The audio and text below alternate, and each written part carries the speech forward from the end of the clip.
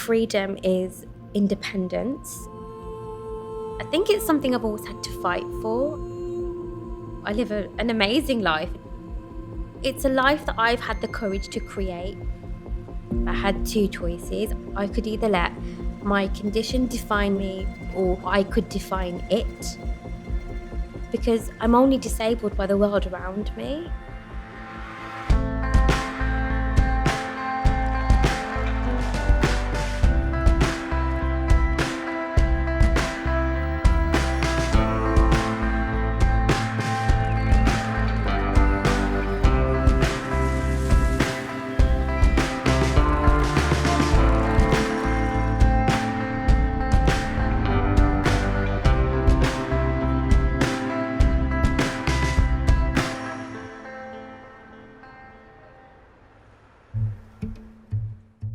I think diversibility really embodies the millennial mindset because we just don't take no for an answer. I would never have thought that I would be an entrepreneur, the founder of so many different side hustles.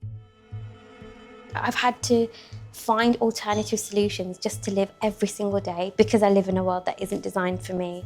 And that's why I decided to create a new piece of technology that supports disabled people.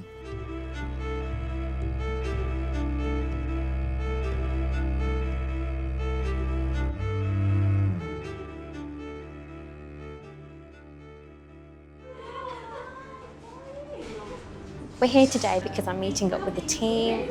We're at a really exciting stage now with Diversibility. We're just a couple of months away from launch. Diversibility is an inclusive discount platform for people that live with impairments and conditions because life costs more when you live with a disability. We got the website tested. Did you get good feedback? Yeah, everyone loved it. In the field of inclusion, we don't give the power to those that have the skills and the lived experience and the passion to really change the narrative. For example, a lot of people working in disability inclusion are non-disabled people. So it's about people actually reclaiming that power. I remember growing up and it wasn't diverse at all, and I just thought, this doesn't reflect me, this doesn't reflect my community, this doesn't reflect my upbringing, this doesn't reflect anything about me.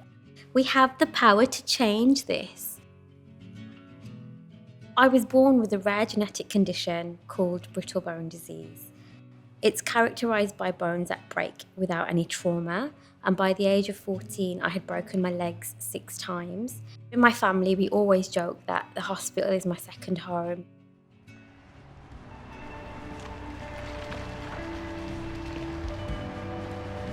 Hi Mum! Hi, Shani. My mum is expertly altering my clothes for me because I can't buy and wear clothes off the rail. So I'm very lucky that my mum is a brilliant seamstress. It would have been very expensive for you if you had to get a tailor. Yeah. I didn't treat it different. I treated it the same as a brother and sister. When they've had a challenge and the easy option was to say that I can't do it. And my motto always was, there's no word as can't. Can't was banned. You choosing not to even try to do it. Try first. If then you can't do it, that's different. I think with the era that we was brought up in and everything that we've been through, I think it makes you stronger.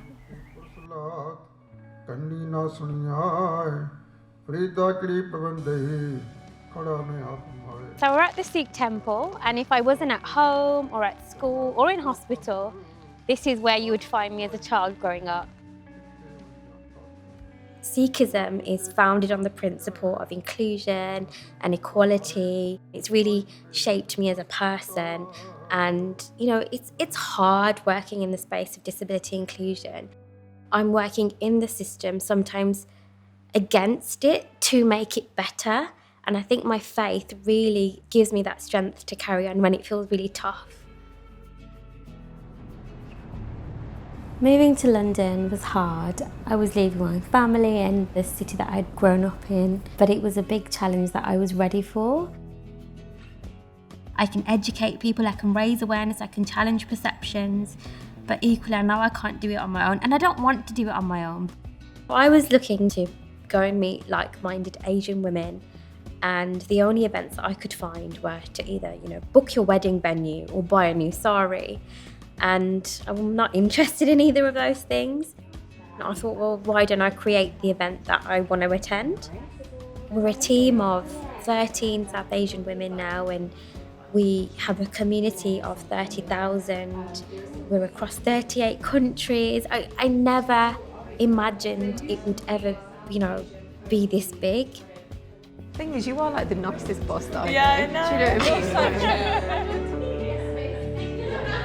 I feel that I have taken on this responsibility to make change in the world, and I believe I can do that. The Asian Women Festival is a global movement. We are, more than just an event. We held our first festival in Birmingham in 2019. I thought a few hundred people would turn up. We had over 1,000 people on the day.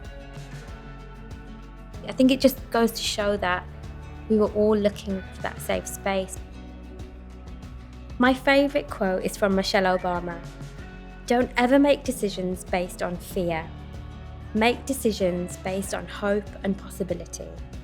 Make decisions based on what should happen, not what shouldn't. Imagine if we all did that. The world would be a different place.